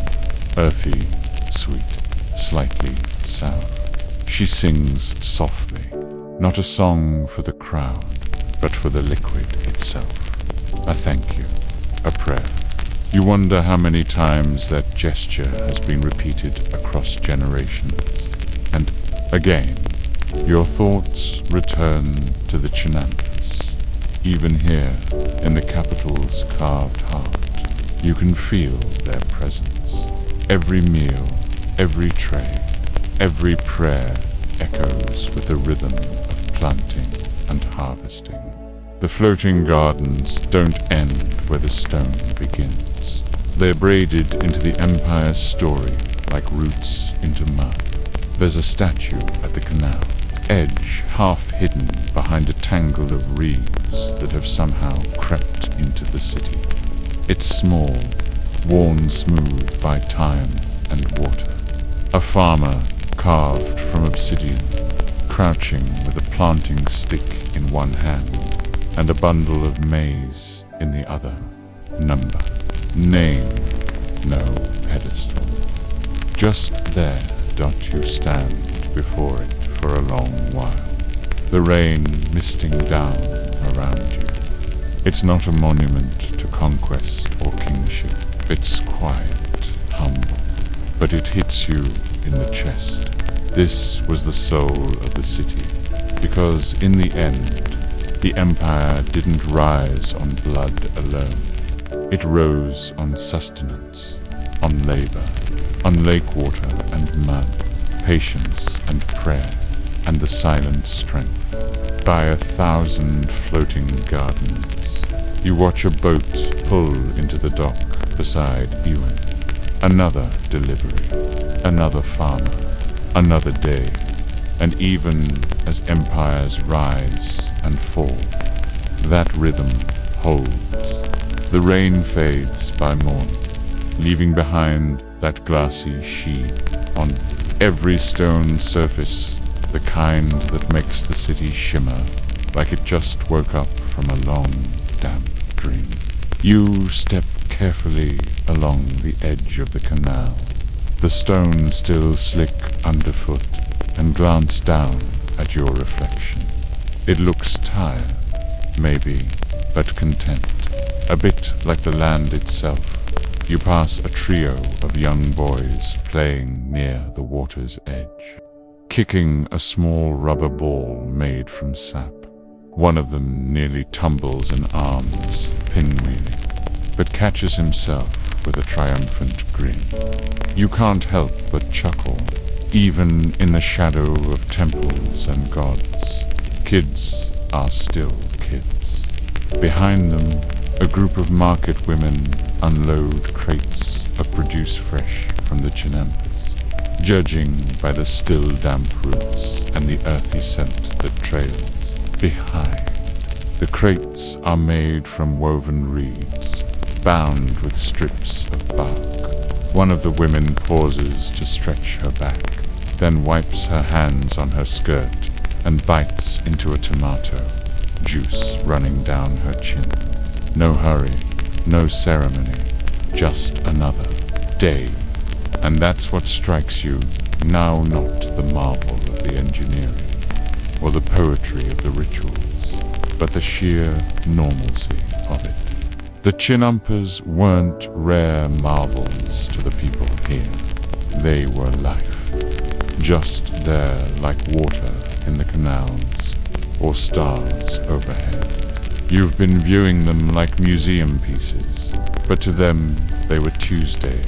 Still, you wonder what it must have felt like to know the land so intimately, to know that if you didn't plant tomorrow, someone wouldn't eat, that your fingertips held the fate of a family. There's something grounding about it, something we've lost a little.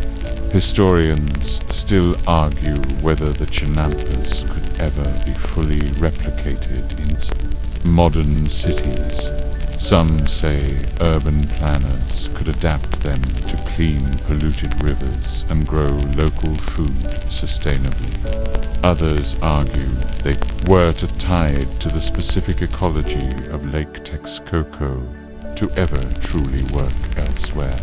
Still, experiments continue in Mexico City, in Kenya, even in Bangkok, people trying to float farms again. But back in Tenochtitlan, your steps carry you toward A final destination, the Great Temple. It rises above the skyline now, massive, stoic, and pale in the morning light. Birds wheel above it, circling like slow-moving prayers. You follow a winding path that passes through plazas and stone corridors, past murals half-worn by time, depicting gods with jaguar faces and serpent tongues. And just before the temple steps, you pause, because right there wedged between two larger buildings is something easy to miss. A narrow channel, lined in clay, that trickles with water from the canals. It's not decorative. It's part of the system. Even here, even this close to the most sacred site, the water still flows. And that's when it really hits you. The Chinampas weren't outside the city. They were the city. Not an afterthought, not an accessory, but the quiet heartbeat under it all. You climb the temple steps not to pray necessarily, but just to see. Each level gives a wider view. At the top, you turn and look back toward the lake, and what a sight it is. The morning mist has mostly lifted, and the Chinampas stretch out like green patchwork, stitched by canals, dotted with trees. From here, the straight rows and careful spacing make sense again. It's all design, all intention. The trees at the corners anchor the plots. The canals reflect the sky like a second heaven. It's a garden in the clouds. And somewhere in those fields, someone is already planting again. Somewhere a canoe glides between rows. Somewhere a child is pulling weeds, or chasing ducks, or helping a mother push compost into the soil. You can't see it all, not from here, but you know it's happening. That slow, steady, quiet work. The kind no one writes epic poems about, but which holds a world together. Behind you, a priest chants inside the temple. You catch fragments of the language, melodic and old. Ahead of you, the city breathes. The lake glitters. A boat moves.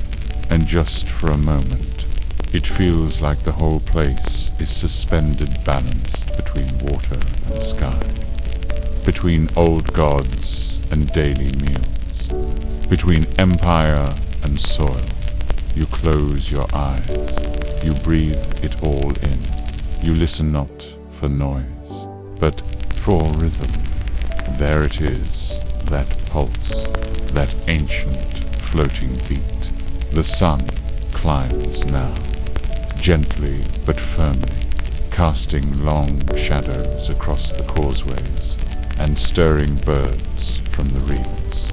You descend from the great temple and step back into the pulse of morning, still soft, still unhurried, but beginning to stretch its limbs. Tenoch twant life around you, and again your thoughts drift to the Chinampas, those silent companions on the city's fringe, quietly feeding the day. You wander toward the southern edge of the city now, where the canals widen again. The stone gives way to reeds and earth. A woman rows past with her young daughter seated in the bow, hair tied with bright fabric strips, a basket of herbs between them. They don't speak. The oar dips in rhythm. The boat leaves a whisper trail in the water behind them, vanishing like a thought dot at the water's edge. You crouch and scoop up a handful of lake mud. Put its thicker here warmer, almost full of centuries of composted plants and fish bones, and who knows what else. You let it slip through your fingers. This was gold to the Aztecs. Not shiny treasure, but life stuff. They harvested it in baskets, mixed it with lake silt and dry land soil, and layered it into beds that fed a city of hundreds of thousands. One scholar once called it hydrological alchemy. Sounds fancy, but you think of it more like cooking. A bit of this, a scoop of that, stir, wait, harvest. Near you, two farmers stand knee-deep in water, reinforcing the edge of a chinampa with stones and willow branches. They grunt softly, working in tandem, their shoulders moving in slow synchronicity. You don't interrupt, you just watch, respecting the ritual, because even this batching mud and stacking rocks is part of a sacred dance. Not all chinampas survived. After the conquest, the Spanish drained large sections of the lakes to build dry roads and impose their grid systems. They couldn't quite grasp the elegance of waterbound farming, or maybe they just didn't want to. The old lake beds dried up, canals vanished, crocodiles were hunted down. The chinampas, many of them faded beneath soil and stone, but not poor. Some clung to the margins, others reappeared centuries later. Today, in a few corners of Xochimilco, farmers still plant on floating plots, paddling between roads in narrow boats. Tourists ride by with cameras and drinks in hand, often missing the quiet beauty behind the spectacle. But it's still there, those farmers, still coaxing life from mud and water and sun. Historians still debate just how scalable the Chinampa system truly was, how many mouths it fed, how much surplus it provided, whether it really could have supported an empire forever. But standing here, at the edge of the city, watching the last true Chinampa fade into the mist, you're not thinking about data models. You're thinking about roots, that the way they reach down into muck and memory, the way they hold things together. You sit now at the canal's edge, feet dangling just above the water. The morning has fully bloomed around yew drums, beat faintly from a distant plaza. Birds skim the surface for insects, and the air is rich with the mingling scent of fresh maize and damp earth. Everything in you slows, softens, because this is where the story was always headed, not toward the conquest or collapse, but toward this, a quiet, floating garden. A people who listened to their land, a rhythm that, for a little while, held the world in balance. You lean back, eyes half-lidded. Somewhere, someone is harvesting. Somewhere, someone is planting. Somewhere, someone is stirring beans in a clay pot, while her children sweep the floor of a reed hut. The floating farms endure not in grandeur, but in memory, in rhythm, in the gentle tug of a pole in water, in a tomato plucked at sunrise, in the softness of damp soil beneath bare feet. You breathe in deeply, and you don't need to understand it all. You just need to let it settle over you like a warm blanket. The story lingers here, and so do you. And now, as the lake stretches calm around you, and the sun filters through a thin veil of morning mist, your mind drifts acts like one of those quiet, bowed softly, gently, with nowhere to be but here. You feel the air settle, the drums quiet, even the birds seem to fly slower.